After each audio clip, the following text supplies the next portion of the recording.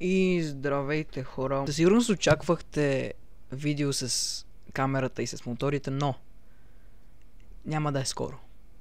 Камерата ми се отложи за след 3 месеца. Да, чухте ме правилно. Съжалявам, хора, просто дал съм парите вече, не мога да си ги върна и не мога да взема нова камера, защото това са много пари. 1000 лева трябва да дам. Затова много съжалявам, че това стана. Обещах, че след една седмица ще дойде в другото ми видео, ако видите в биото, както се казва. И там ще видите това,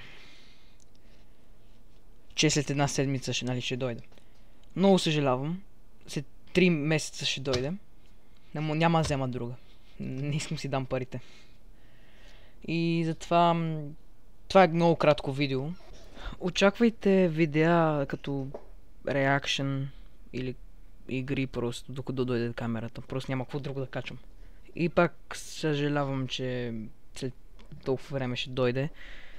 През това време мога, например, да си сложа телефона някакси на каската и да снимам, ама това не знам как ще стане. И да, не знам как това ще стане. Затова, добре, чао хора, това беше от мен за днеска и съжалявам пак. Кратко видео.